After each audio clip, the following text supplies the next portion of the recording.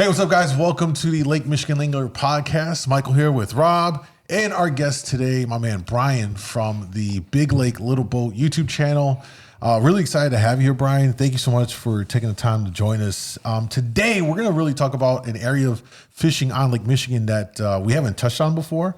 And we're really excited to have you here. I've been following your channel now for I don't know, at least a year, and then we've befriended ourselves through YouTube, as we're both create on YouTube and stuff like that. Yep. And so you primarily fish out of the Southern Basin, out of Indiana. Absolutely. And I thought that'd be a fantastic guest to have, because we haven't really touched on and had someone that is kind of like the subject matter expert in the area that fishes it regularly to come and share their experiences, talk about what it's like. And that's the goal for today's podcast. So thank you for joining us, and why don't you introduce yourself to everyone? Yeah, thanks for having me, Michael and Rob. Appreciate it. Thanks for letting me come on the show. So I fish basically from New Buffalo, Michigan, the southern ports of out of Portage, Indiana, East Chicago, Hammond, and I get up into the Calumet Harbor. So that's kind of the area that I fish. And so I start obviously in the spring and then work myself through December. Is how that works.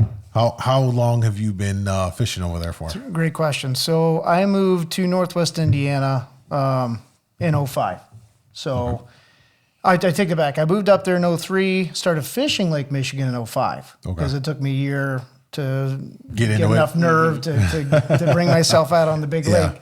So I took my 16.5-foot line that I had on inland waters and kind of converted it over, put some downriver bases on there, and then rod holders, and I've converted it basically to a Lake Michigan rig. Yeah. So I pick my days, and it can safely be navigated, but with a small boat. But you got to watch the wind, watch the weather, and you can get it done. It's actually great to talk about because we see so many anglers that are coming from inland fishing, small boat fishing. And here you are, you've done that process and you've been successful doing that. What were some of the more challenging aspects from what you can remember in making that conversion, and, things you had to do to kind of set your boat up and all that stuff? Yeah, the learning curve the first couple of years. I joined Salmon Unlimited of Indiana. So that's when it was really hot and heavy in the mid 2000s. So I gained a lot of knowledge from those guys, some old school charter captains that had fished in the 80s and 90s, and picked up a lot of my information from them. And the biggest at that point in time, we had internet and we had websites, but today's wind predictions are extremely accurate. Whereas, rain is not, but wind is accurate. And if you can figure out how to, look back in the last 24 hours and see what the wind has done, and then look forward 4 hours past the time that you plan on being out there, you can basically make your own wave forecast. So I don't even look at the NOA anymore. I mean, it frustrates me. I get out there, I list 1 to 3s, it's 3 to 5s. So I literally just look at wind myself. And you can zoom in onto Lake Michigan and see that if there's a sea breeze out there, or if it's an onshore breeze. And so you have to understand what's going on there. And that comes just from time on the water. Absolutely. Because I'm the same way. I look at the winds the prior 24 hours, and what that what that informs you on is what the lake has been, what's happening on their waves. So absolutely, if winds were 20 plus in the prior 24 hours, that water's probably going to be kicked up. One, it's going to be muddied up probably, especially if it comes out of the east or anywhere out of the east. And there's going to be residuals. And then that's going to let me know the next day if I'm going to go fish what I'm heading into. Maybe It subsides, and there are times where it'll subside from the day before, but you still got a lot of rollers, strong current. The water's kicked up, so now you have to approach that fishing a lot different. Like, I got to figure out, I might have to fish deeper in the water or deeper depths. Absolutely. Because of that stirred up water. So that's a very good point that you mentioned there. It also fluctuates water temperatures, right? So the southern tip of Lake Michigan is so prone to warm water. You guys get east and west current, east and west winds, blows warm out, and then brings the cold back in. When we get north winds, it blows every ounce of warm water down our way. And it just piles upon piles of warm water. And that really makes fishing tough. And July and August, that's really when it starts getting tougher because the fish keep moving out farther and farther looking for cold water. I was just about to ask you, what are the challenges fishing out there in the Southern Basin? For the folks that may not know this, I'm sure most probably do, but if you don't, what's unique about the Southern area is that it's really essentially like a flat. It's just like one big flat. And what I mean by that is like if you fish like in a lake, you're fishing for bass on a flat. It's kind of like that. Only the depths are in the 20 to 50 for most of it, right? 70 or so. As soon as we get out of the harbor, you get a couple 100 yards off of shore, then it's 50 feet. Yeah. But that 50 feet takes miles to keep dropping. So there's probably zero deeper than 75 feet of water in Indiana waters. So it's like a bowl shape. So it just slowly goes like this, where you guys go out past the hills and then it drops right off. Drops right off. So we got to get past June, July, and August. We got to get out past the state line in Illinois and Michigan waters if we're launching out of the south end. So the summer months, June, July, August, presumably, very challenging because of the warm water, how it stacks. And you're right. When you get that north wind, you're catching the entire lake just coming down your way. Absolutely. But there's also something I would say is very special about that area as well that I would love for you to share, what's unique in that regard. So the unique part of Lake Michigan, if the lake will allow you, you can get out in January and fish for burbot, okay? And where guys are out fishing for Lakers in July, January. This last year we had a mild winter, so guys were able to get out in January. So they were out there jigging for lake trout and accidentally catching burbot. So 2 state record burbots were broke last year in Indiana. Really? I didn't even hear about that. Wow. Yep. So it's something that people don't target because normally Lake Michigan won't give you a January day. You know. So then we're working with February, right? So as the entire Lake Michigan cools down to 32 degrees, all the salmon are like, this is uncomfortable. So we got to find warm water. So the first thing to warm up is the southern tip. So every coho in the entire, most coho, if I say something wrong, guys, it's just years of experience. I've said worse on this podcast. So, we're going to have a special fact-checking trivia podcast just for Mike. I've been keeping track of all the blatant errors. That's all he does. Rob barely talks on the podcast, and then after the show, he'll go, "Oh, somebody in the comments is calling you out." Like, oh God. So I always worry about trolls. It really entertains me, guys, to be honest. We filmed this in one take with no editing. All right, we're bound to have. Everybody knew that. Everybody knows. All right, whatever, Rob. So once the lake cools down, most of the coho salmon work their way down to the south end because that's the first thing to warm up. Yeah. So they don't, salmon like 50-degree water. That's kind of their comfortable area. So they don't like 32 either. So if it's 32 and a half, 33, here they all come down. Something's better than. So here at the end of February, the ice is out, a couple icebergs out there. Guys will start working out there. You can fish the warm water discharges. There's one there at Gary.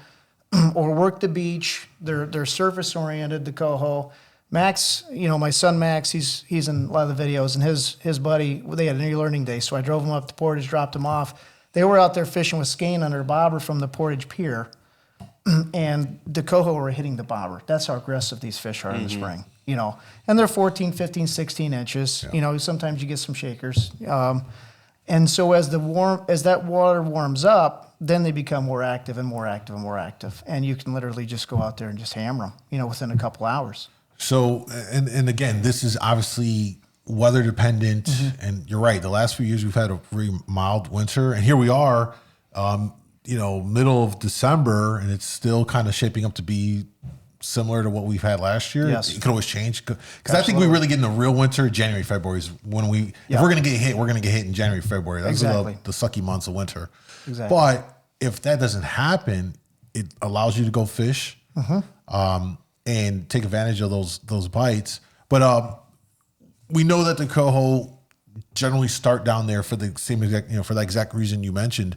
But then there's other species as well that you can target.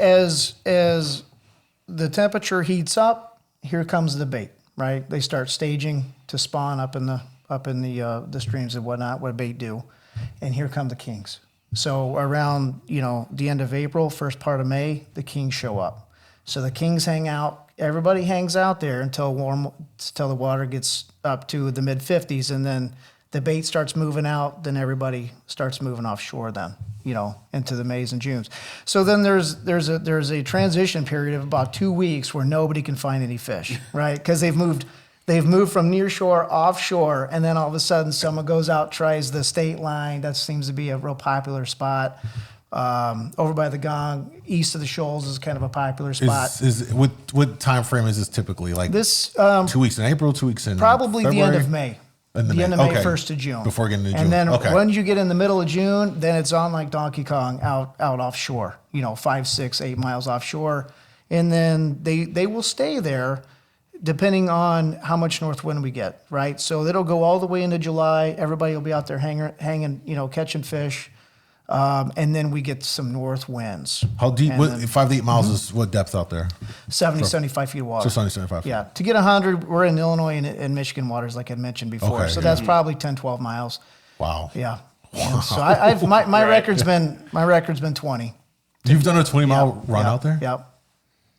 Were you I've picked my days. Were you in Canada at that point? A lot of people in our area don't realize what a long run actually is. When they complain about having to go to 200 feet, exactly. which is a long run, but it's nothing compared to what you guys have to do. We're pretty spoiled with that. Absolutely. Well, think about it. Like I've done offshore fishing. You at minimum you're doing 20 miles to go, fish for whatever in the salt. Gulf. Yeah. So you're right, Rob. We do talk about this. I'm like, guys are like, they don't want to go out 3 miles, 4, 5, 6 miles. Like, got it kind of nice, Hopefully that puts perspective for those watching. And really, the last couple of years, we were able to stay between 3 and 4. Yeah. Almost the whole summer. For the most. That's awesome. We would be blessed to have that. But unfortunately, we don't have the water depth, right? The cold water's in the deeper water. Yeah. So you get 70 feet. Heck, the middle of the end of July, middle of August, we'll have 58, 60-degree water from top to bottom and 80 feet of water. So that kicks the fish out. Yeah, it's tough. But we do have some perch. I was going to mention. We're going to get into that because there's definitely a lot to dive into here. But January through June, and then in June it kind of depends on how fast things heat up. But for the first 6 months of the year, you guys got it pretty good. Yes, we do. For shore guys. Yep.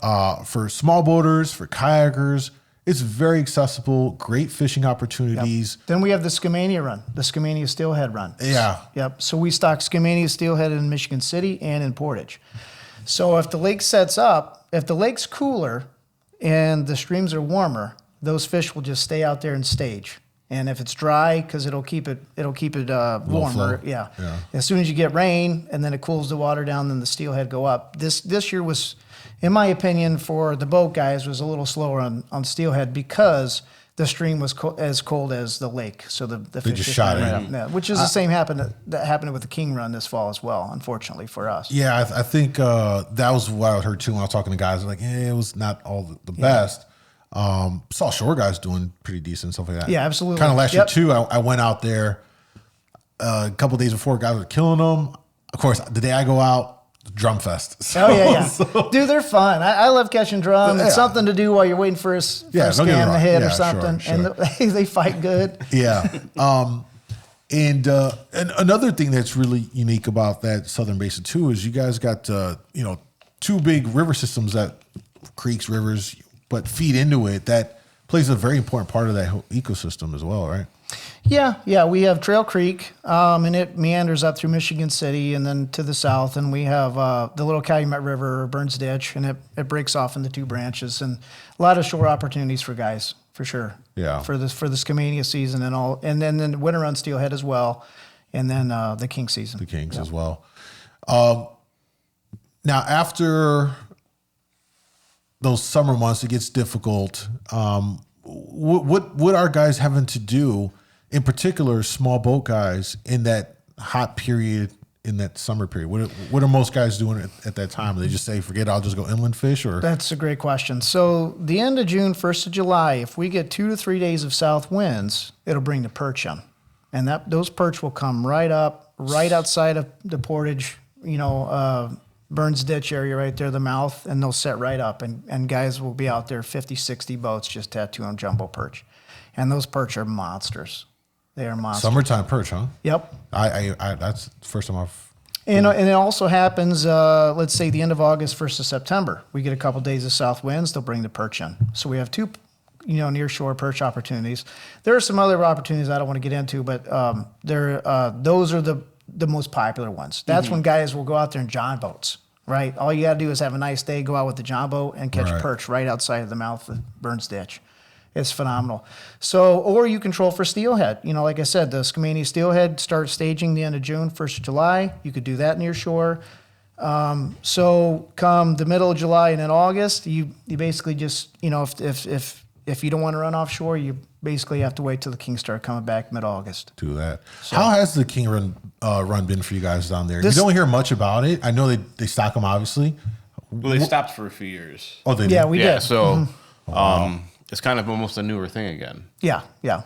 When did they resume that? I think in 20 or 19. Correct me if I'm wrong. So you guys should be seeing those 4-year-olds now, or this year at least, yeah. So it was kind of a bust again for boat guys because of all the north. We had just a ton of north wind this year, and it really screwed things up for the Skamania fishing and also the king fishing. But the shore guys still did good on kings. So yeah. That's my train of thought there. I don't know where I was going with that. All right. No, but it just didn't. There was a lot of warm water all over this fall, and I think that just made it tough fishing. Yeah. Yeah, I know. It definitely did. So back to the stocking. So if we have some south winds that'll bring cool water in, and those kings will stay out there until the stream's cool. So this year, it was the same temperature. They just shot right up the stream. But so this last year was kind of poor for boat guys. Yeah. But the prior year was good. Out of Michigan City, I went out with my friend Craig, and we caught a few kings out there. It was good for the return. Yeah, and then you said they resumed stocking them now. Too, yeah. So this past year, the DNR put out a survey on the 3 ports: the East Chicago, Portage, and Michigan City. So Michigan City has a stream, Portage has a stream, East Chicago does not. Right. But the cool thing with East Chicago is those fish come back in there, they swim, and you can just keep hammering. Yeah. If you're a boat guy, it's awesome. It's a big donut, like just yeah. So they had a survey sent out. Everybody said, why don't we stock a few more in Portage and Michigan City since there's more shore opportunities, and we'll give East Chicago a little bit less, which is fine. It was a compromise for everybody because they were wanting to kick East Chicago out. And I like going around there just because I'm a boat guy, and I remember late 2000s going out there and hammering kings. They didn't want to put them in there just because there's no no stream.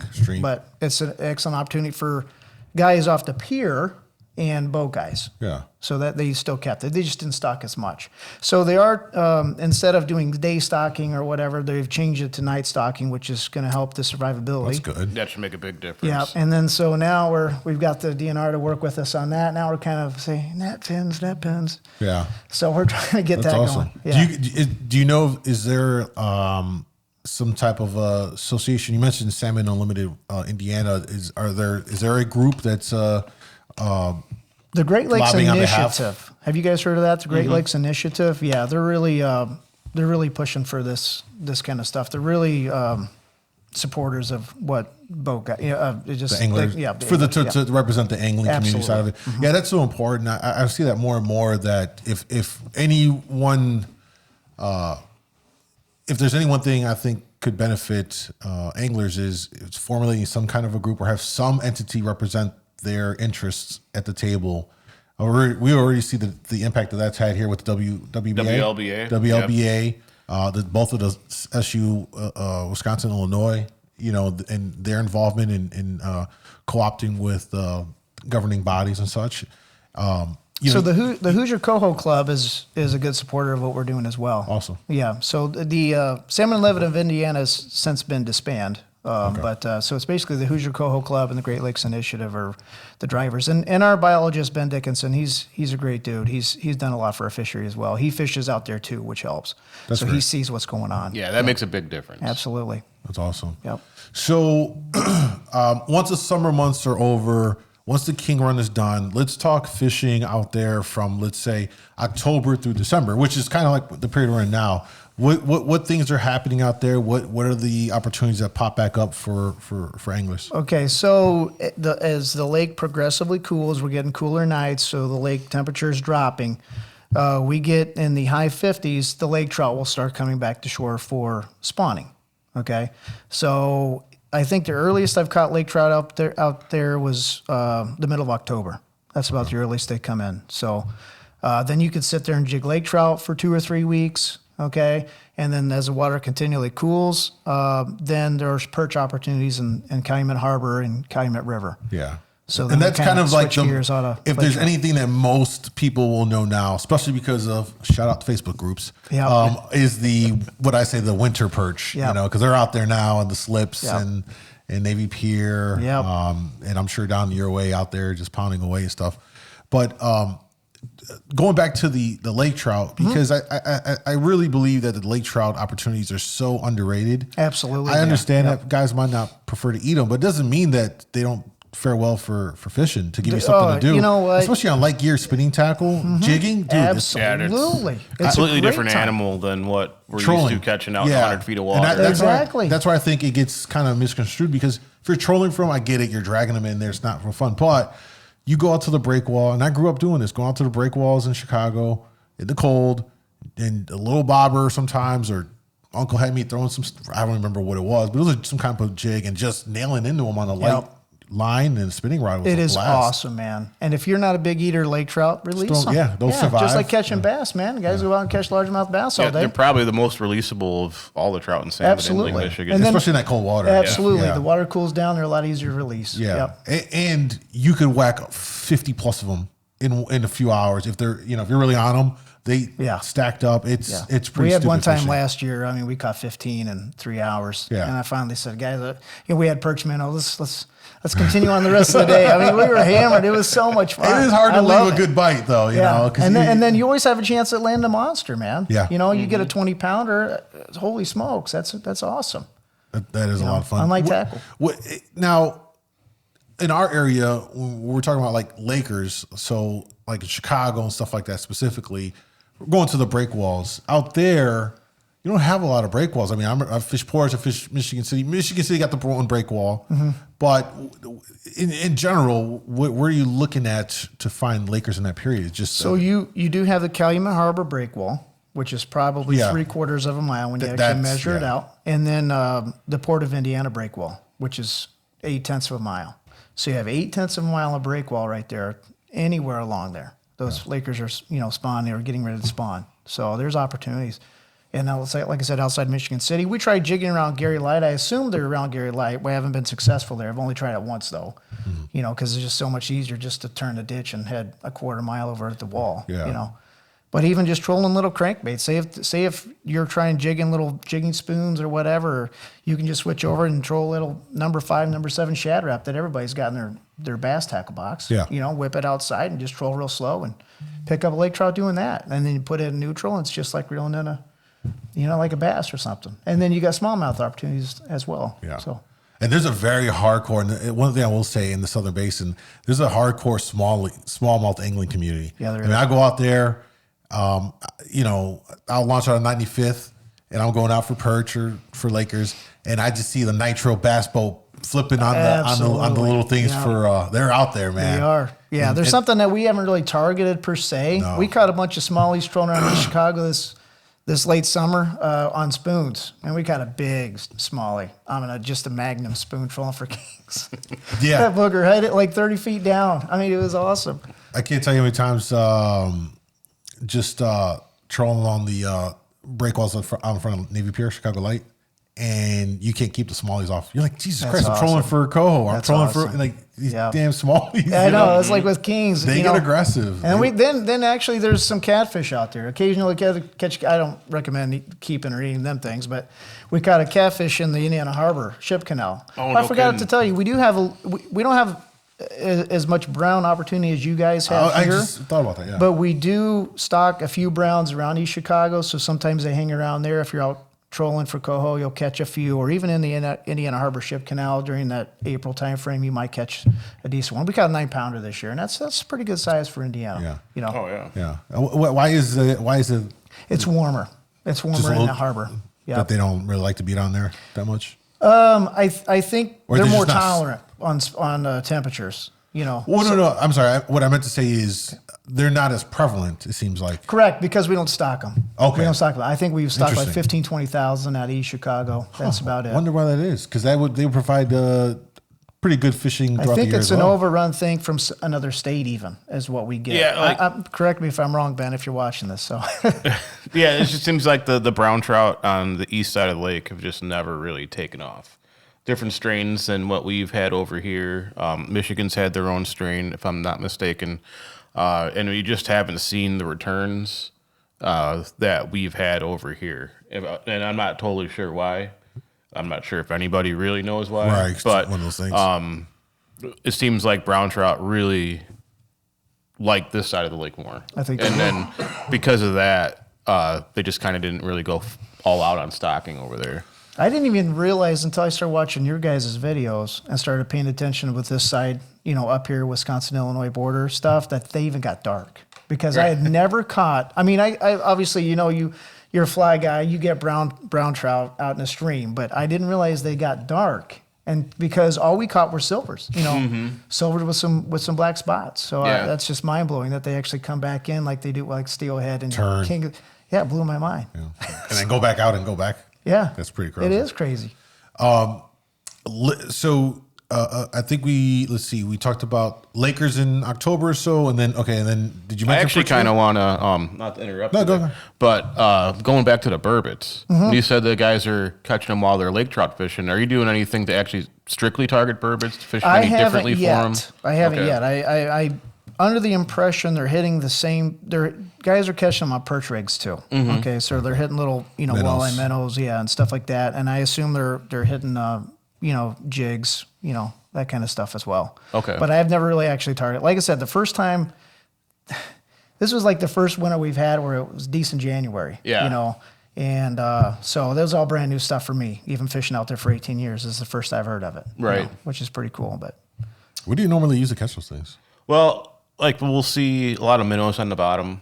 Okay. And inland burbots to see guys jigging spoons and stuff. Yeah. But like the Lake Michigan ones around here and further north, they're typically targeted at night. Okay. So guys are out on the piers fishing all night long for them.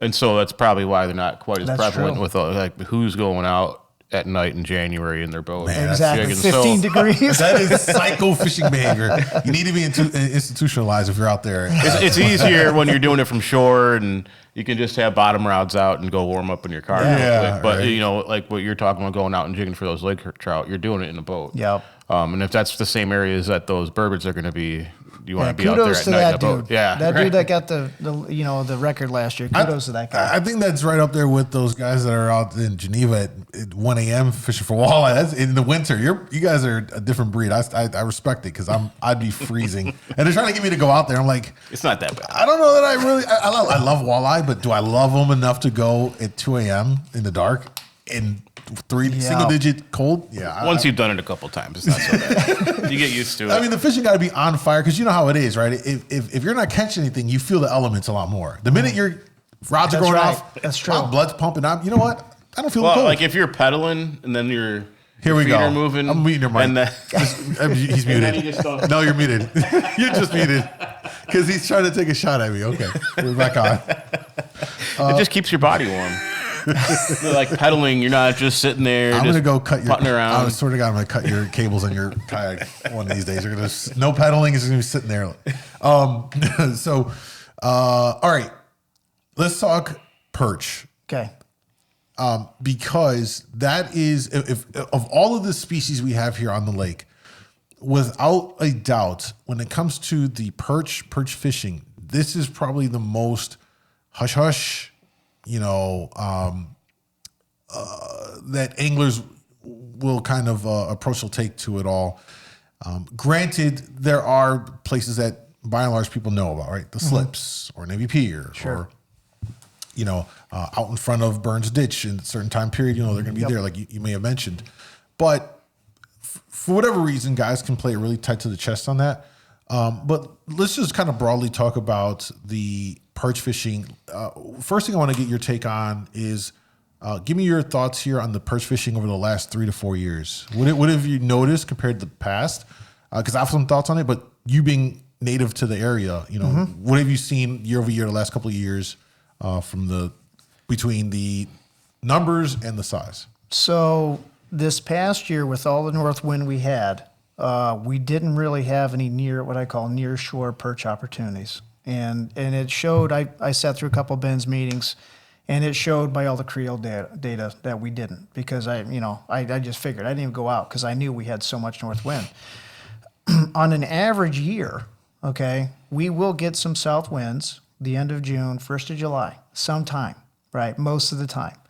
And that's almost a banger on when they're going to be there, okay? So you can almost time it. As long as it's the, June 15th or after, up to about the middle of July, if we get 3 days of south winds, with stable weather for a day or two after that, it'll bring the perch in. And then they'll literally stay there until we get some north winds again. Is there a season down in Indiana that you have to worry about? No, Okay. no. So it's open all year? Yep. Oh, that's now unique. we are limited on how many we can catch. In Indiana, it's 15. It's Illinois. Yeah, okay, so Wisconsin got to do better, man. 5. And then perch Michigan's is like- killing Hard me, enough man. to catch 5 in It Wisconsin. You is. don't really have to worry It about is. that. Well, There's only 5 in Wisconsin. 5 in Yeah, but a good Wisconsin. luck catching 5. Yeah. Well, That- like 2 years ago, I got into them. I found You got one. some. You got a limit once.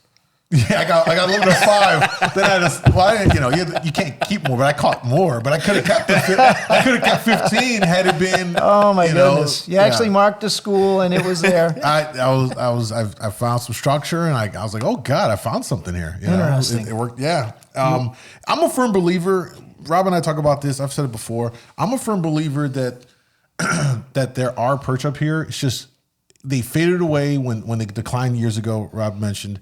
I just think that now no one's checking for them up here. Yep. But I think if folks were to put in some time, I think there'd be opportunities to find them and put together some kind of a pattern. What I have found is they're a lot easier to mark in 30 feet of water or less. Once you get into 50 feet of water, you really got to be watching that graph. And then if you got a nice calm day, when I'm out trolling out of New Buffalo, in April for Coho, and the kings are starting to move in at that time, I'll see them out in 60 feet of water, and you'll see them marking down there. Let me ask you this: what are you looking for? What do they show up as on your? So my graph has old school graph, and then it has the down imaging. Okay, and I don't use the side imaging that much. I just look at the down imaging. So if you look at your old school 80s, 90s graph, you don't really see anything. You just feel little bumps here and there, but that could be changed contours of the bottom, right? With the down imaging, it is a hard bottom, and then with a little bit of fuzz. In 60 feet of water, that's what it looks like. Just a little bit of fuzz. So if you're out there on 3 to 4 or 5 foot rollers, it's tough. It is really tough. But if you're out there less than a foot waves, and you can, and that's you're looking at your down imaging, and that bottom is completely flat, you'll see little fuzz. That's perch. Little fuzz. Yep, because bait will be. It'll be 5-10 feet. They'll mound up, right? Yep, mound perch up. are typically On the flat bottom. on the bottom. Yes. So it is almost like walleye. Walleye can be hard if they're tight to the bottom. It can be hard to. And especially if they're spread out. But perch, they're a schooling kind of a fish, and that's why you'll see them a little bit of fuzz above that bottom, just a hair. Man, he's got me thinking now how many times might have seen Exactly. fuzz and Sure. never thought to. Yeah, thank you. If you have a screenshot that sends me, so I can just make sure I know that's what I'm looking at. I can show you after. I got a couple screenshots. So that's great to know, because that can be very useful for somebody out there looking. I think in our area, a great time to do this would be in that April or May when we're banging on Coho up here. Yep. To then, you get your limit. Cool. You know what? Spend some time, putz around in that Absolutely. 30 to 50 range out in front of where, the harbors Yeah. they were fishing up here. Yep. And now we need to look for fuzz. Yep. Look for fuzz. Bring some minnows and look for fuzz. So as you're making your waypoints, right, as you're catching your fish, making your waypoints and swinging back on fish, just watch your graph. You see that fuzz, mark it, write down what waypoint number it is, go back to that waypoint and just put it in gear and just move around and say, let's try it, and then spot lock it. And Give it a shot. Go in there, yeah. And I think the interesting thing too with perch is they tend to come back to some of those same areas over and over. Absolutely. So I think if you were happen to stumble on something, there might be a good chance that You'll start they're figuring out a pattern year after year. Exactly. And Yep. and I think that is what folks may want to start looking at in our area for our perch. But back down to the southern basin, you were mentioning as far as what you saw, the creel numbers were down. Just this summer. Yeah. Oh, just this past summer. Yeah. Yeah. So there, I go to these meetings and there's guys in there. Oh man, the perch fishing's going to heck. Or no more perches being caught. No, Really? you got to understand. It's a mindset. But you got to understand, dude. We had a lot of north winds this summer, and it shot the perch fishing. The perch are still out there, but the conditions didn't set up where we could target them near shore. Everything I see, and a lot of this is coming from those perch Facebook groups, which exploded in the last few years. Yes. But from what the guys are posting, it's healthy. To me, it looks very healthy I think fishery. it is. I think it is. And the absolutely. numbers, to me, from the, I don't have any data, but just based off of what's being posted and the regularity of it, and the sizing, I would say that it looks like our perch have, I don't want to say rebounded, but it seems like they're doing pretty damn well. In my opinion, they have. Now you go up in the Calumet River, and you can catch a jumbo, but they're more 8, 10s, 11s, because I think that pressure has been on them the last 5, 6, 7 years, however long we've known about it.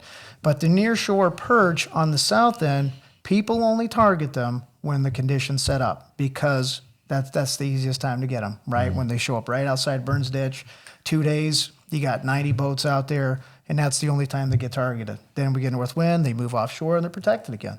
And I think our limit of 15 is helpful. So some of these guys that are hitting them, know the spots, are hammering them every single day, and I think that's limiting on, I think that's helpful, right? Yeah. The future of our fishery, at least on the perch. Yeah.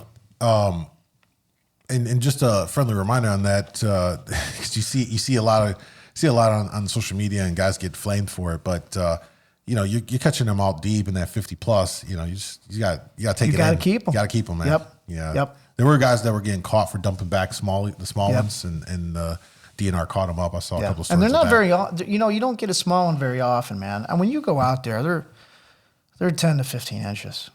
Every single one of them. So if you got someone that's throwing a 10 or 11 back and opting for 14, what are you doing? Yeah. You know what I mean? Yeah. But, I can understand someone was trying to do that, but still, they're getting barotrauma. You're bringing them up so quick. Their swim bladders are coming out of their mouth. You got to just throw them in the box, man. Keep them. Yeah, absolutely. Let's see. So we talked about what to look for if you're open water fishing for perch, the little fuzz.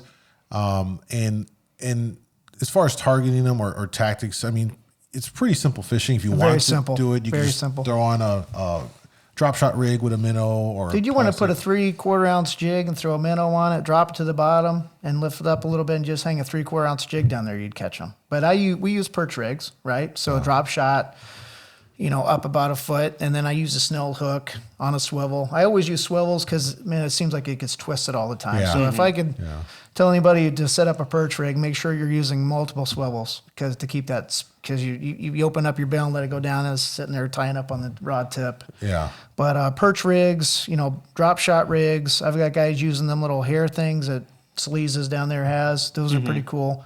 Those like the little with the hook, which it just has Like a little feather. like a little hair on it or almost something. like what they use for white bass, right? In Yeah, a way? same thing. Yeah, Same yeah. thing. Okay. Yeah, there's a guy that makes them. Anything, man. Even smaller lake trout jigging spoons that you would use for lake trout. The smaller, even real small ones, probably you pick them up. Put a minnow head on or something for some scent. Probably catch them on that too. Plastics.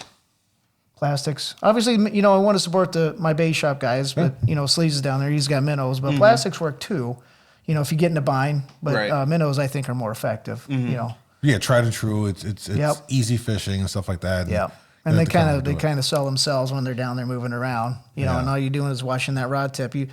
The trick to that is you drop it straight down, hit the bottom, click it, reel up, and then you pull your rod up just a little bit where it's overhanging, right? So as soon as you lift it, that's too much. You want that drop shot right on the bottom, right before it comes off the bottom, because that's when you're going to feel it the best. And some guys use those.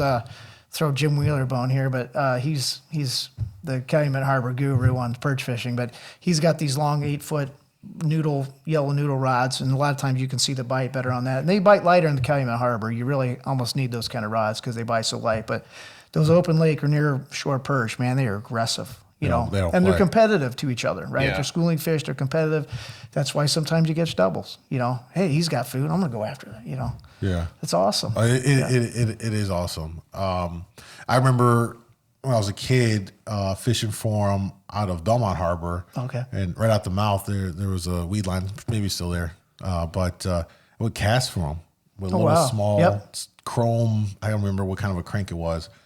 Couldn't have dived more than 5-6 feet, man. But they would come up. They would come out. They would come out of the weeds, man. It was a blast catching those guys. Yeah, just a wonderful fish to catch. Yep. And it brings out other anglers. You know, I mean, my heart and blood is in salmon fishing. You know what I mean? But you can't beat perch. You know, everybody loves perch, man. Everybody. You know, I still get tons of phone calls with people asking for perch reports out of here. Yeah. I mean, even now this time of year.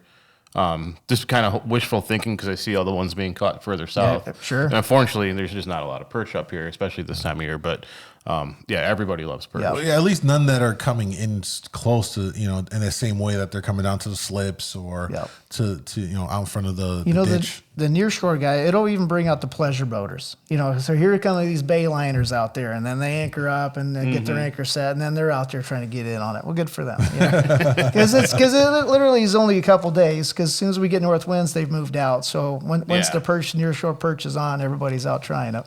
And you know, in our area, in this past season for sure, they've been doing all kinds of renovations and putting in underwater break walls along the shoreline. So, you know, there's maybe some potential in the coming years that it impacts the perch fishery. Obviously, it's going to drive other fish into those areas. But, you know, again, this is something that needs to be explored. And for sure, they do return to some level in our area. So I asked you to come up and when you came up here to bring some of the lures that you really like that you're using down on the southern basin for the various species. So let's go through some of those right now. Sure I'll let thing. you start wherever you like to start and describe, you know, what it is.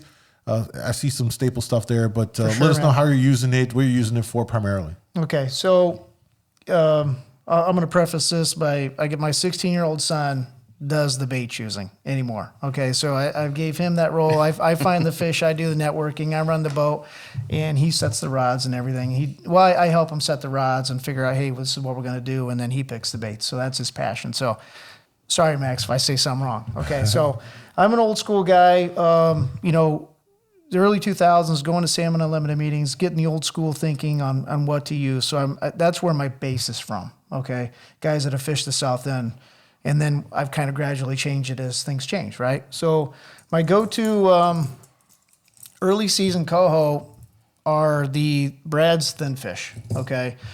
The gold with my homemade squiggles, and then the red with the squiggles. And what I do with these, I will take off the stock hooks and I'll put number ones on there, okay? And I will run these on the surface. Since I have a small boat, I run things out as far as I can because in the spring, it's almost a search, right? And once you find the fish, then you can dial it in. But if you're trolling a beach, you got 5 miles, 6 miles of stretch all the way to Gary from Portage. Okay, so I always send mine way out. I send it, my far boards, I go 120 back, as far out as I can possibly stand it, where I still have some line to reel the fish in. And then I gradually go in shorter. Okay, there's guys that go out there, I set mine 40 back, every board's 40 back, whatever. I'm just telling you, that's what we do. So it eliminates tangles, you know, it eliminates the hardships of a smaller boat. So 120, 80, and then 60 is my inside. And then if I got enough people, we'll run an inside, you know, some braid dipsies, and then we'll run a downrigger 2 with spoons. That's kind of my coho setup. But I will run these thin fish as long as I possibly can because the hookup percentage is extremely high. After changing those stocks out to the bigger hooks, I mean, it's almost a guarantee. You get a hit on a thin fish, that fish is not coming off. Now you switch over to these small Dodgers with the peanut flies, now you're talking about a 50% hookup ratio. That's interesting. I would never have thought to upsize those. Now, we do that for our cranks for the Kings. We'll I do that as well. We'll upgrade it to size as well. Yep. I wouldn't have thought to do that with those guys simply because those coho, you know, these cookie cutter 14 to 22 inches. That hook, you know, I mean, might almost be as big as their mouth, but they still hammer it, man. Okay. You'll see both sets of hooks in there. You know, I mean, it's amazing. You you take these 15, 16-inch coho back home and you cut them open, and then there's a 6-inch alewife, and you're like, how in the heck did you guys get that down your gullet? How'd you get that down there? So they're hitting, bait that size too. And then you open them up, you see bugs in there too when they're that young as well. But so I'll run that as long as I can possibly stand it until I hear guys will say, "Well, Dodger bite, the Dodger fly bite is now on." I'm like, I got to drag this thing. so then I'll and I'm an old keel sinker guy, because the old yellowbirds, and maybe it's whatever, the old yellowbirds before the church boards, and so before the ninja boards and all this, we had the old school yellow boards, right? So guys would use a keel sinker to stop that yellow board from sliding down. So I'll use a 6-foot leader and then a keel sinker to get it deeper in the column. Okay, so I'll run these clean up until I can't stand it, and then I'll put a keel sinker in the head of it just to get it a couple feet deeper. Have you noticed the difference in water temperature when you make the switch from thin fish to Dodgers? I have, and that's been 7-8 months ago now. Yeah. I don't know what it is, but you just can tell, right? Yeah. I don't know. The buzz on I watch the South End. If you guys aren't familiar with that, there's a southend.org. It's the guys on the South End forum. We'll get on there and post. There's a lot of cool people on there. They actually put a coho tournament out in the spring. And Max and I fished that the last 2 years. 2 years ago, we got 4th, which I was tickled. We were in the money. And then this last year, we got 5th. And out of 40-some boats. This last year, there was almost 35, 40 boats. So we did pretty good. So I don't, to answer your question, Rob. But it's probably got to do with somewhere in the 40s. Mm-hmm. So, a South End guy, always staple, orange Dodger. Okay, that's my favorite. The old green crinkle peanut fly. Mm-hmm. I mean, this is old. I not like I'm lighting the world on fire on information here, but... No. I mean, it's like green, you got a little bit of gold in there. Yep. I mean, that's really... that's going to catch cohos as long as we have cohos. But I tell you what, it's just never going to go out of style. Whoever can make these peanuts with the size 1 or anything, I would buy the heck out of them, because these hooks are just so small, man. Mm-hmm. And the hookup, like I said, the hookup percentage is about 50%. It's aggravating. It's frustrating. This one's from Northeast Troller. I like that orange one too. He's out of Maine. He sells salmon equipment, and with the whatever. These peanut flies. My favorite, like I said, is the green crinkle. That's obviously my favorite. Some of the, let's see, as we move offshore, okay, so once the coho, everything heats up and moves offshore, then I'm just upgrading these to bigger ones, right? I'm using the old trash can. Everybody's got the trash can. Lord Jensen quit making them, but you can still find them from different brands. That's an old school. This is actually a rig that we use for coho too. It's called the Calumet City Chicken Rig. You guys ever heard of that? No. Well, this is a first. So explain. So this. I get So Frank Martin out of Calumet City, Illinois, has a boat dealership. Right there in Calumet City. I bought my Honda when I upgraded off my Yamaha to my Honda. I went through him, but anyways, he was part of the old school Salmon Unlimited group, and he's kind of a legend in that area. He dubbed this Calumet City Chicken. It's a modified meat rig, basically, a meat head, right?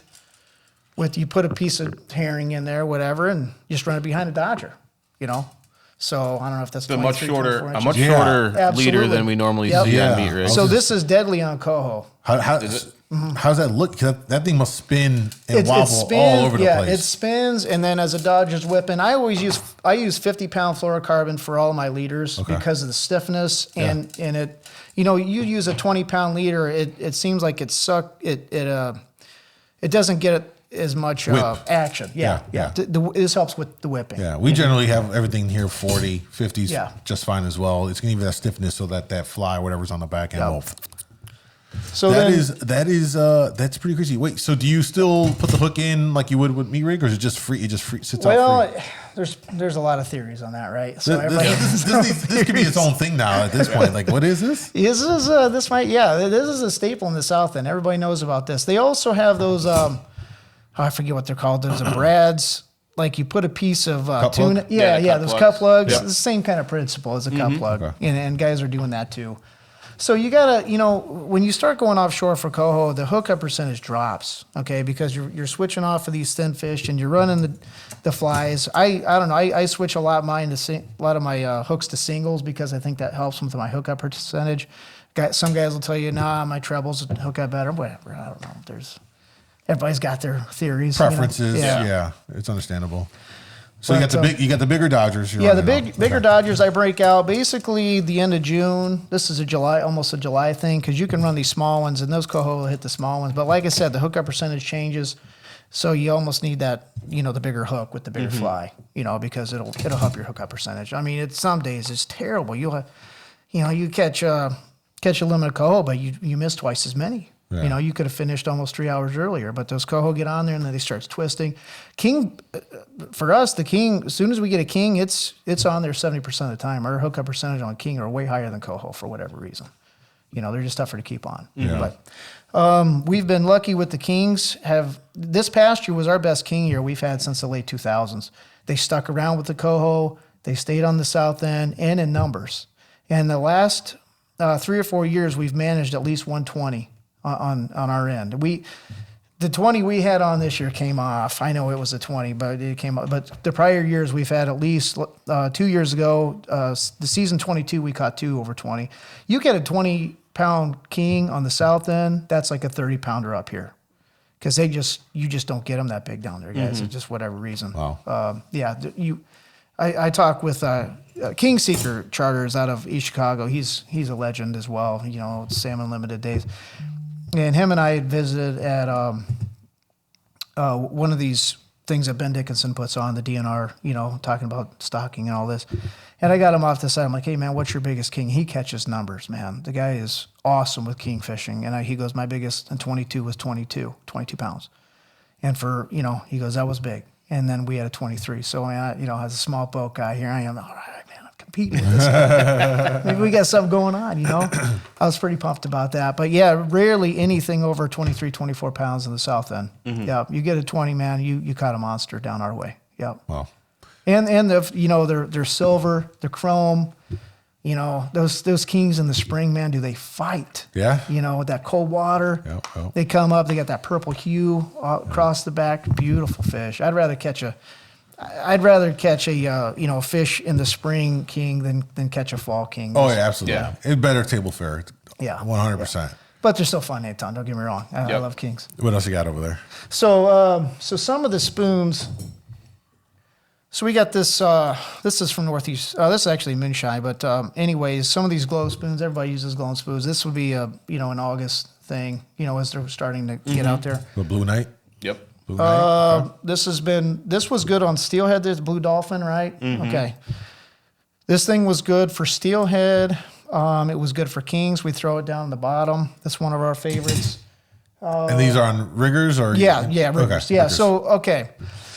So we run, basically the high riggers will get Dodger flies, kind of bring them into the spread, and then my deeper riggers are our spoons. Okay. And then we basically run on our coppers. I don't run any lead. I switch everything over to copper. It's more fun. People can argue with me about it, whatever. I like running shorter leads because our boat's smaller, so I'd rather run copper. It gets deeper quicker. So our coppers are normally spoons because of that. Okay. So, dude, this toxic toad, and I wish Dreamweaver would go back and start selling the mags again, but they quit. But this toxic toad color pattern has been phenomenal.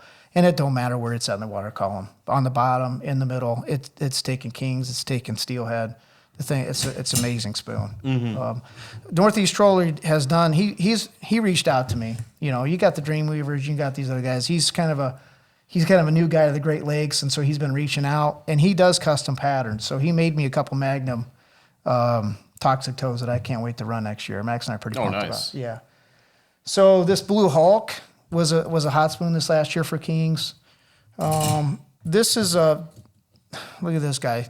So as far as sliders, so when we're offshore in June and July and we're starting to do coho fishing and you got a mixed bag with kings and we're offshore, that's when we start running the sliders, right? So I know in Wisconsin you can't, Indiana and Illinois you can, and we run them free. Just clip them on, whatever the apex is in the bend is where they kind of land. This is the Northeast Troller spoon as well. It's an orange and then yellow back. This thing was an outstanding slider spoon this year. Can you see the back of that? That's it's cool. He calls it lake trout death. Okay, so apparently out in Lake Ontario, it's awesome for lake trout. Right. But here was our good, and I also like to run I don't like a lot of hardware. So in my smaller boat, I only use like 8-pound balls.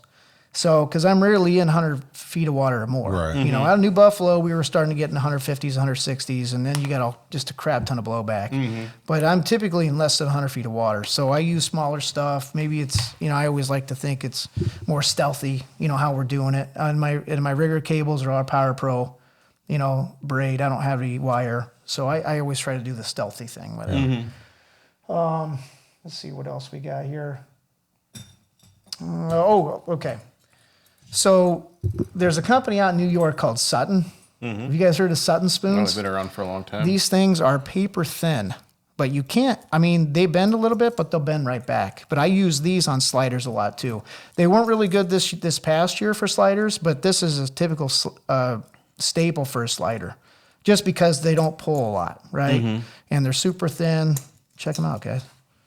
Have you seen them, Michael? No. Okay. First time.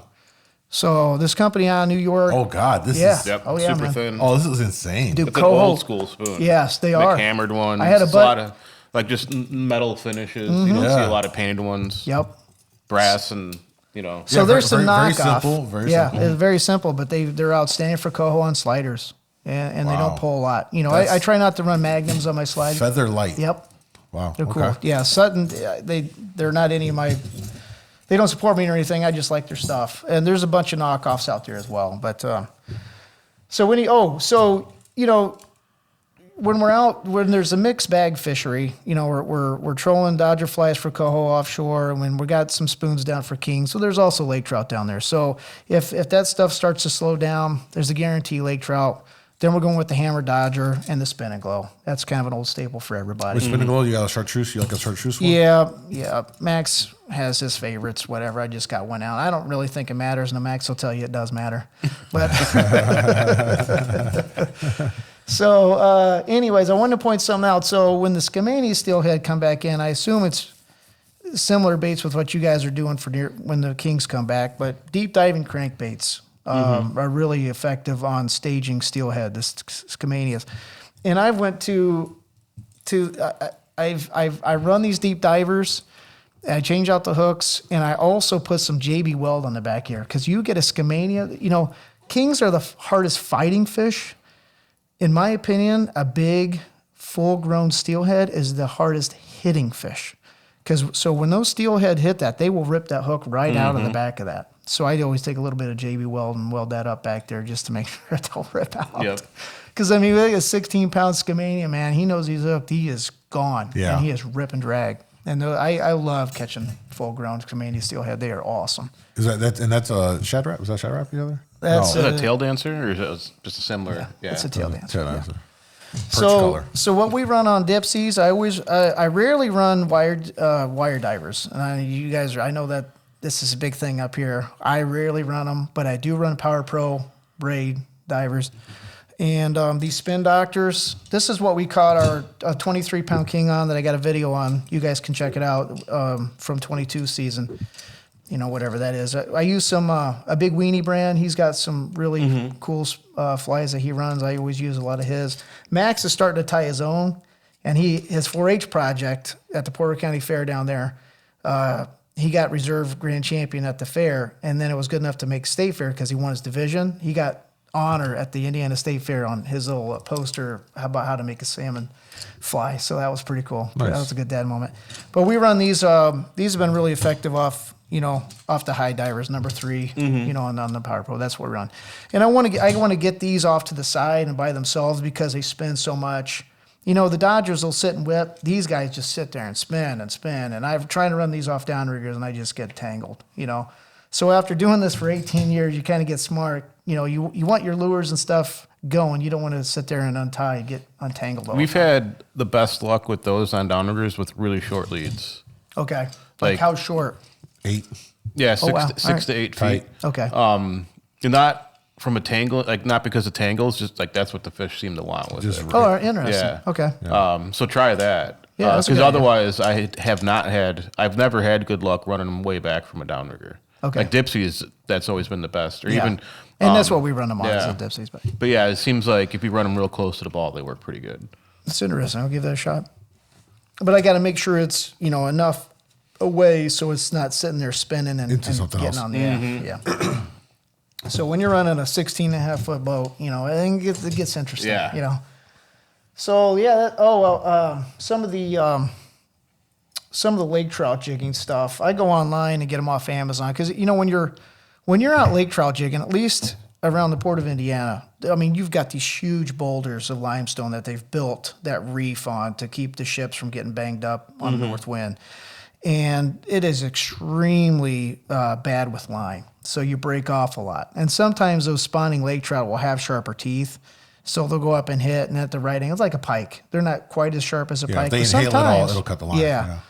So I normally get on there and find these real cheapies, whatever, 30, 40 grams. And then I'll put nice, whatever you call these things. I just lost my train of thought. Split rings. Split rings. And then I'll put, I think, and this isn't a good example, but I always put number one hooks on there. So if I was to advise anybody, go get the cheapies and then put the nice hooks. And you guys have really nice hooks in here, as up for upgrades. So then that's what you just go down and hit those rocks, lift it up, and just hang it there, just like if you were ice fishing or something, just like that. And all of a sudden one will come through, wham. Using 1 ounces? I know you said grams. So those roughly. They're probably 1 ounces, yeah. Probably 1 ounces, yeah, or 1 1/4, something like that. All various different sizes. I've used blade baits before too. Guys go out there and cast blade baits, let them sink, and then Just reel hop back 'em slow. back, Yeah, that seems to be a nice thing for it. I've caught them on. I tried a drop shot rig with some skein. I got a little video of me catching one on that, and that lake trout hit some skein on a perch rig, modified perch rig, if you will. He hit it. I've caught him actually on perch rigs because we were trying for perch, and I ended up just putting it down there and caught him on that. I mean, those lake trout, if they're on, it doesn't matter what you put in front of their face. Yeah, but they're not too picky some days. But that's basically in a nutshell the baits that we run and the different setups. In the spring, it's basically all boards. With those thin fish, with a couple downriggers with spoons, because they're nice and easy to get a coho on a downrigger, pop it, and it's just you instead of fighting the board all the way. And then once the kings rolled in, then we'll start dropping bigger spoons down deeper, and then we'll still catch coho and kings at the same time. And you kind of just progress. Probably similar stuff that you guys do up here. Yeah. Let me ask you a couple more questions before we wrap this up here. First is for someone that's not local to the area, the Southern Basin area. If they wanted to get out there to experience it, whether it's from shore, from small boat, kayak, or whatever, what would you tell them is the time and place to go and give it a shot? And for what? Okay. The best and easiest thing to do right off the bat, as soon as the lake temperature gets even, everything's 32 degrees, and we get a couple days on the south end that warm up, the coho we're going to be in, okay? And you can catch them right outside of Portage, the National Lakeshore Portage. There's a little pavilion right there and they've concreted the top of that break wall, so you can fish off of that. That's where Max and Logan fished that one afternoon, and they were hitting the bobbers. You can do that. You can go out of Michigan City and fish off the pier in Michigan City. And if you're a boat guy, just watch the winds. Okay, make sure you can fish out there. That's the cool thing is on the south end, you get a gale force south wind, you can still fish out there. Yeah. That's awesome, man. Yeah. All you got to do is hug the beach, Yep. And you're only building 6 to 1 foot chop, and you can just fish the heck out of it. It's going to suck. You're going to be cold, but you can fish But it. you can still fish in it. Yeah. So a southwest wind, a southeast wind, you really got to start watching it if you have a due west or a due east or anything out of the north. Those are the days you really have to watch it. And people need to understand that what happens on land is not what happens on the lake. The sea, it's different, and watching that, looking at the apps and pinpointing out on the lake and seeing what's going on, that'll save you some time thinking you're going to run down there and get out on the lake, and all of a sudden it's a bust because, here comes the waves over the break wall as you're coming down Bird Stitch. That is not a good sight to see, man. No. And I've been out there when it's been ripping out of the south, and it's totally fishable. Yeah, absolutely. It sucks because you're getting hit with all the wind and freezing, and it's not fun. But it's fishable. Because you're that close. The waves are not building up. And then let's say if you got a gale wind out of the west or southwest, you can run over to Hammond. You can run over to East Chicago. Okay. And then fish along, hug the shore over there, Right. get inside the Calumet Harbor. We, second or third limit of the year with Coho, we were caught them right inside of Calumet Harbor on a real bad west wind. Yeah. Because it doesn't have much time to build, Even Yeah. a 30-mile-an-hour west wind out of Calumet Harbor will build 2 to 3s. That's fishable for me. I don't like anything over 3. That gets a little too dicey. But you can go out there and do it, Yeah. And then out of the southeast, you can go over to New Buffalo. And that's right outside the harbor mouth. It's awesome. A lot of good opportunities. Yep. Another thing I wanted to ask you is that you're also a creator because you're documenting your fishing experiences. You're sharing a lot.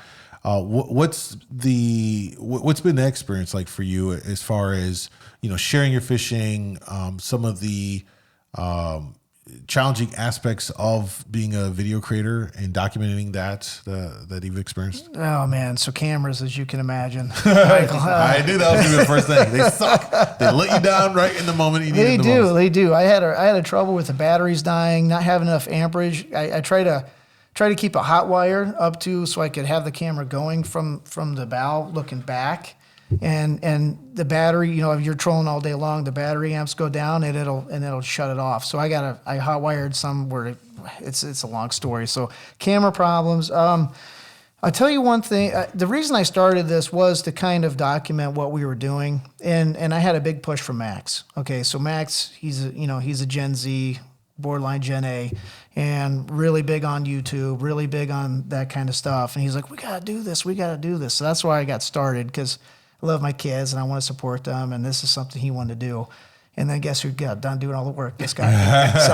so Max comes back, hey man, I chose the base. I'm like, that's roger that, buddy. I got 8 hours of editing I got to do for a 20-minute fishing video. Yeah. So I've learned all this stuff on my own, man. I literally got on my video editor on my computer and learned by myself. So that's been tough. Ironically, the good thing is you go to YouTube to learn how to do that to upload your video to YouTube. Yeah, exactly. Yeah. So there's a lot of cool things on there where you learn what to do. Let's see. So the network has been awesome. Okay, so I have people reaching out to me that I would have never met in my entire life. Some really, really cool and awesome people. And I have some of my best friends right now are from YouTube. It's been awesome, and so anytime someone ever reaches out to you, you're like, man, is this Jeffrey Dahmer or something? I don't want to get mugged or whatever, but every single one of them have been cool as heck, and lifelong friendships that I've made in the last 2 years with these guys. So I know Ernesto, I'm going to Florida with Ernesto, and we've met through YouTube, and I actually got a first mate out on his boat. His brother was out one day, so he invited me and Max up, so we first mated for him one day. Nice. Dude, we pulled 3 5-hour charters on that one day. It was insane, man. So I left Northwest Indiana at like 2 a.m, and we didn't get home till like midnight. Wow. It was impressive. I'm impressed with Ernesto on how he got all He that hustles. done. He does. He definitely is. hustles. Let me ask you on the other side of this, from creator to creator. There are times where when you share your experiences, it's not always well received. What has that been like? Have you experienced that? And the reason I ask you specifically this is because in your videos, you're not shy about sharing where you're at, time of year. You'll share quite a bit of information, and I know that people might not always like that because you're blowing up a spot or you're giving it away. How do you handle that? And what are your thoughts on that? I'm glad you asked me that. So, in my opinion, what I'm doing is nothing new. Okay, where I'm going, I'm not giving out someone's secret that a buddy told me. Hey, don't tell nobody. I'm literally doing what everybody else can do, and everybody knows about the South End and where to go. And there's enough fish out there as far as salmon and trout and even perch for the most part that everybody can enjoy it. So I might as well share it. You know what I mean? And share the baits, what we're doing. And if it can help someone out there that might get a start where they could start going to these DNR meetings and start caring about our fishery, that's really at the end of the day what matters. Is we need to get people into this sport because, we want it around. If everybody quits salmon fishing and then it's only us 3 that are out there, they're not going to be putting any more salmon out there for us. You know what I mean? So I try to be honest with people about that. There are a couple situations. There might be some trade secrets that I might not say, but I try to be generally speaking in most of my stuff and try to help people out. Yeah. And that's more well received than, some YouTuber that you see him out there hammer fish and then you're like, where's the guy at? What's going on? I hate watching videos like that. Mm-hmm. At least tell me where you're at, man. Okay, I'm on the west central part of Lake Michigan. All right, gives me an idea. It's not like I'm going to go out and steal your spot. I mean, I reached out to somebody one time, and I'm like, hey, man, are you out of St. Joe? He goes, I'm not giving that away. I'm like, dude, it's a big lake, bro. I'm not asking for 41 north, 39 minutes this, and looking for an exact pinpoint on your waypoint. I'm just saying, is that the port you went out of? You know what I mean? And that rubbed me the wrong way. So I try to be open-minded and try to help people out. Is that what you try to do, Mike? Yeah. Over the years, in some regard, you're damned if you do, you're damned if you don't. True. To be quite honest with you, in my experience, because my approach is I try to be informative is like my thought process on it. My angle is let me share what I'm thinking and how I'm going about this.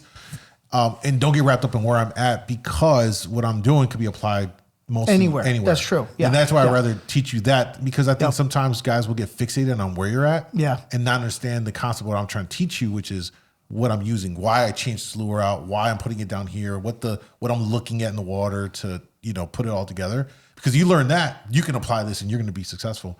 Absolutely. So I have gotten guys who's like, where are you at?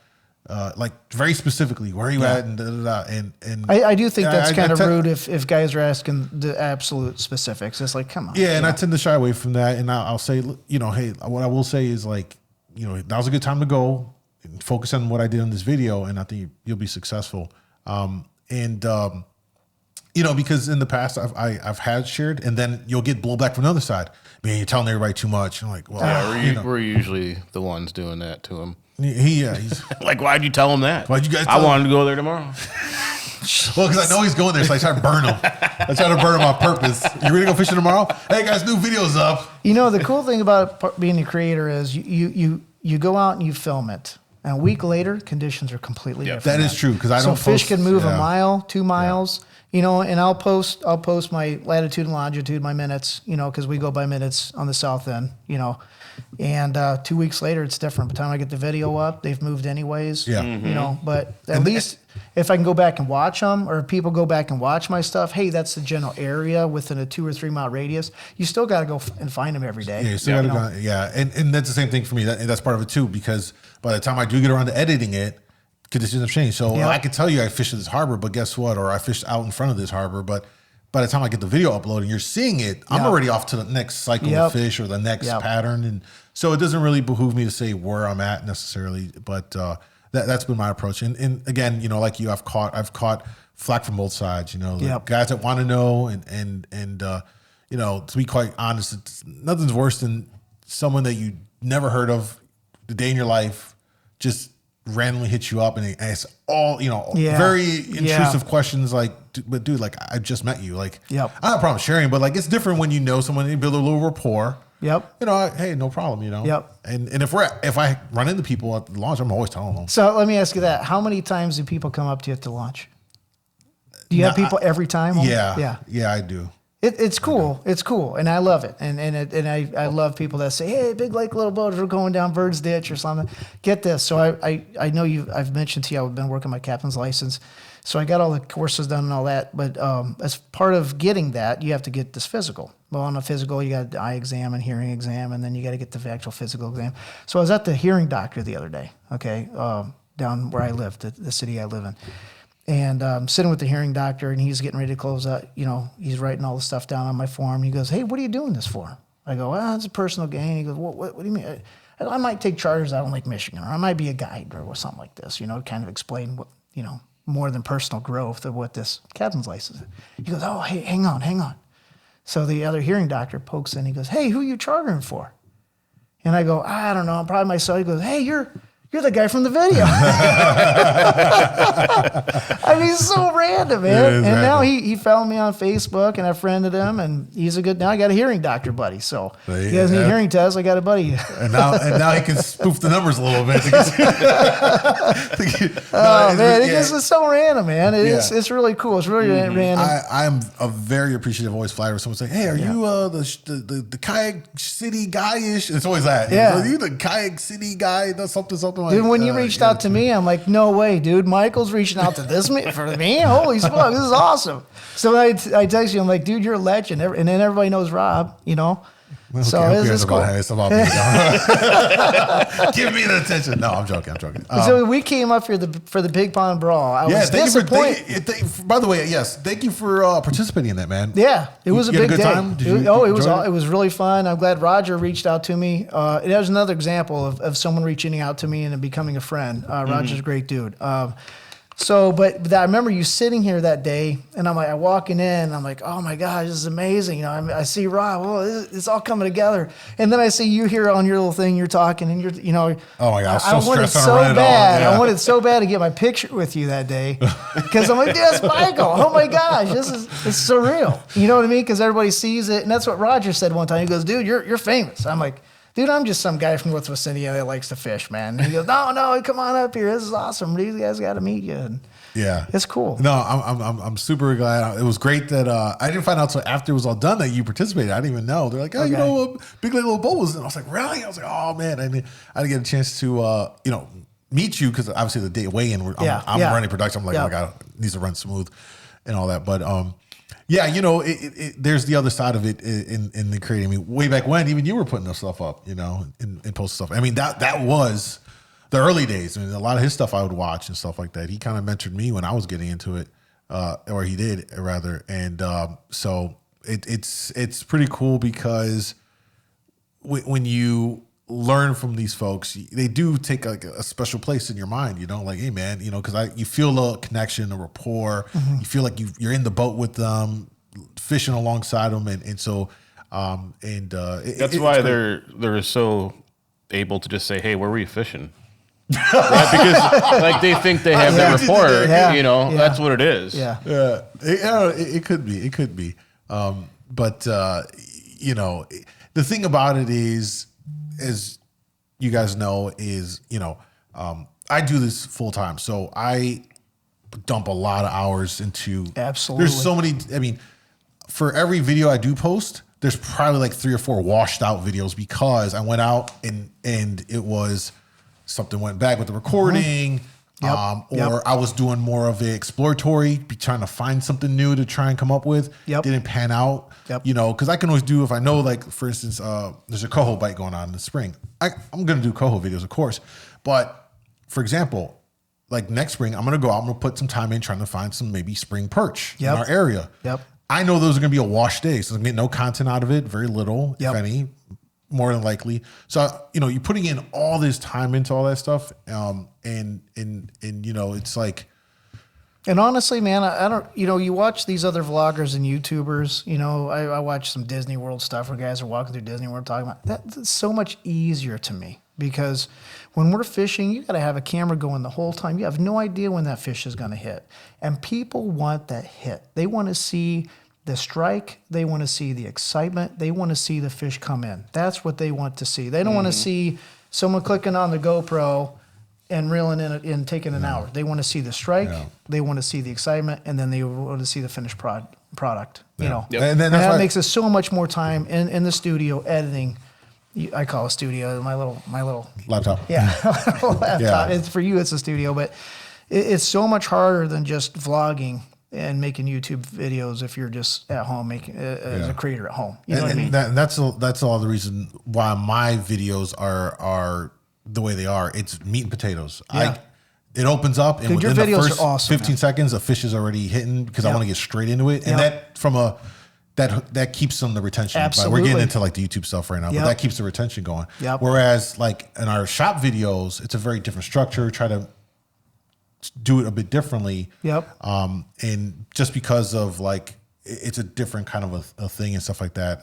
Like for instance, we got a video coming out, or by the time this goes up, it'll be out. But I shot a video with the DNR at the Racine Steelhead facility, capturing cool. the egg Awesome. intake, which was fantastic. Yeah.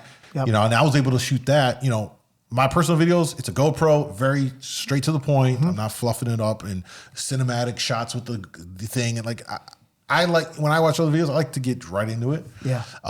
And so, but for like the store, like for the LMA channel and the content we do, it's a little bit more of a production. Like that shot, we got scenic shots. I took the good camera that we're recording over here and got these cinematic shots to really in music, and it's a little bit more of a investment Production. in that. Yeah, more of a production and stuff like that. And you invest a lot of time into this, and people don't know that. Like, there's a lot of times where you don't get what you want out of it. Things go bad, batteries die, cables go bad, and you're like, it happens when you have a big moment too. Exactly. But people do want to see those fish strikes, and it was pretty clear as day when I started uploading IG reels of the fish strikes, and you give like a condensed minute or less of the whole fish catch from strike, couple of rips of the line, then you're hoisting it out of the thing, lifting it up. People love that. Absolutely. I mean, the views I'm getting on that, it's insane. I figured that one out. Oh, yeah. Yeah, I wouldn't even bother putting pictures up anymore. I just do those, and people really like those. The most favorite thing I've seen on yours is when you got two kings on at once, and you're you're sitting there laughing, and you're like, "This is stupid. This is stupid." Oh, that was the best one out of everything. Dude, that was this spring, and that was so cool. Like you, that we had an amazing kings in the spring. That was